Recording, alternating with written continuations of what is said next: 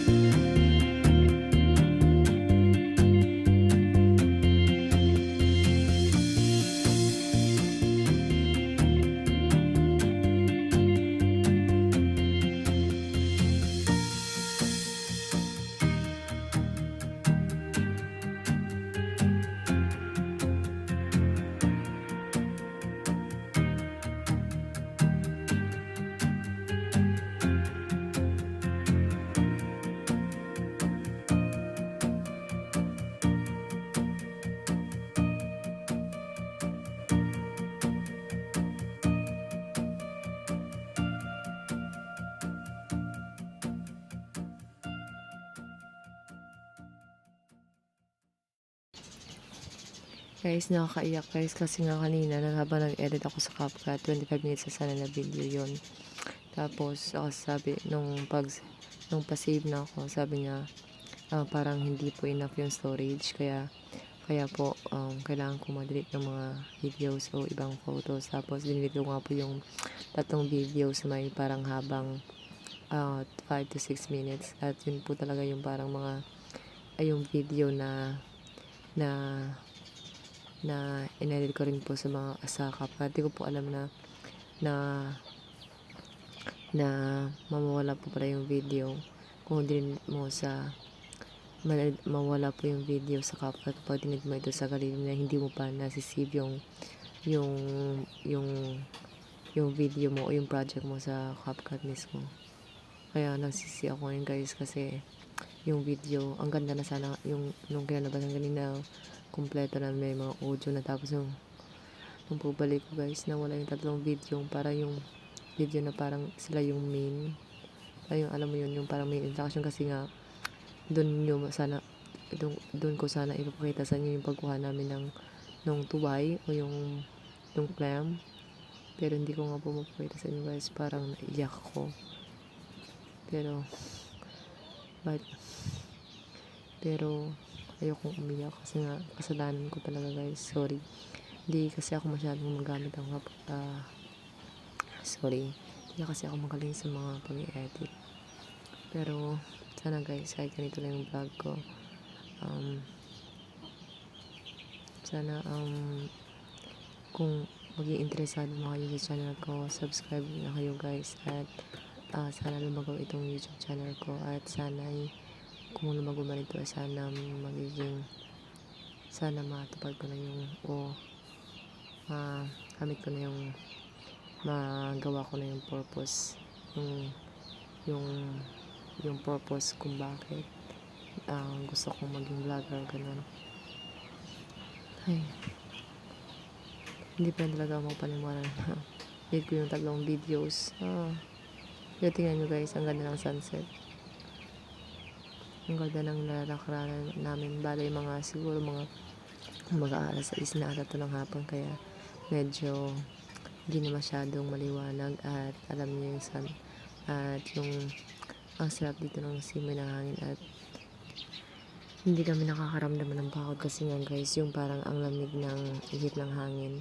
Tapos parang kalmado lang kami dito. Bali hindi pa po ito yung huli kasi nga pumanguha pa po kami ng telescope snail o yung bagungon po sa Hiligay nun.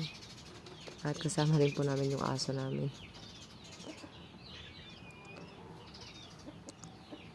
Nga po guys, salamat sa panonood at sana'y mag-enjoy kayo kahit hindi na mag-enjoy kayo sa video ko. Keep safe always guys. Thank you.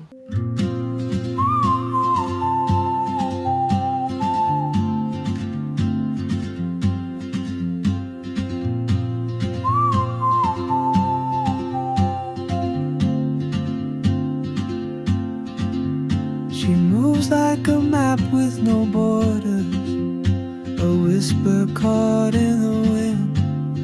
I see her boots at